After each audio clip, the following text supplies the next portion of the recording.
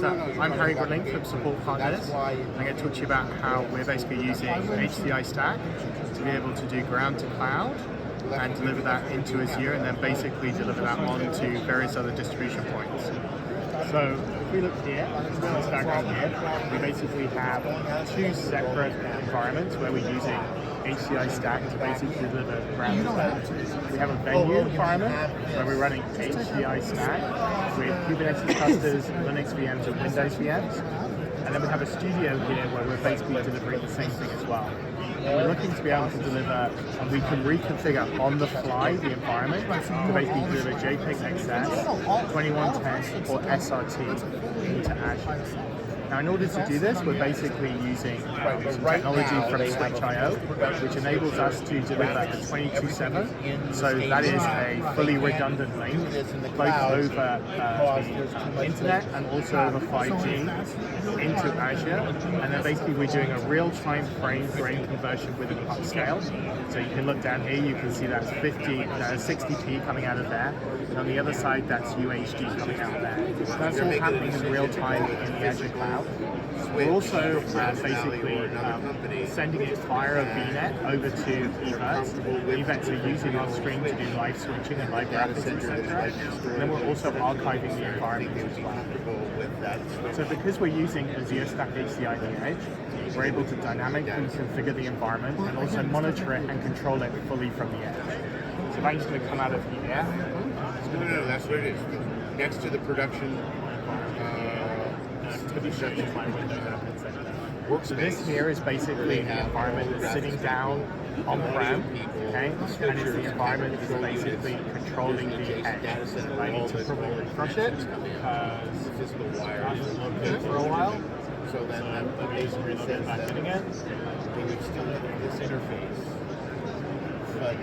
So the whole great thing about Azure Stack HCI is that we can manage it completely from the edge, and we can deliver also different configurations to the environment as well. Okay. So I'm using Azure Arc here to basically manage the system, and I can see all the information about the system, I can see what's going on in the system, and I can deliver predefined images onto the actual system, which will automatically reconfigure it to be able to send content or do processing, whether it be cognitive or whether it be encoding or whether it be sending IP streams to Azure. And I can see how they work as well. So if I just log into our system here, so it's basically communicating from Azure. This could be anywhere as well. Basically, communicating to my cluster, it's allowing me to control my cluster completely from here. So even though this cluster is completely remote, it's not actually even at NAB, it's completely remote to us, I can still see the overview of what the cluster's doing, how the cluster's performing. I can see the log analytics around it. I can see all the virtual machines that are running on it, which I'll show you. For the other stuff that I can see what network traffic's moving through it. I can reconfigure virtual machines. I can send images to the system, and I can basically change it on the fly. So the whole idea around this is that you might have a venue that's doing live music one time, and then you might have a venue that's doing sports the next time. We can actually configure it to be able to do live music. So live music, you may want Dante on there, and you may want other applications, and then for sports, you may want something that does replays, etc.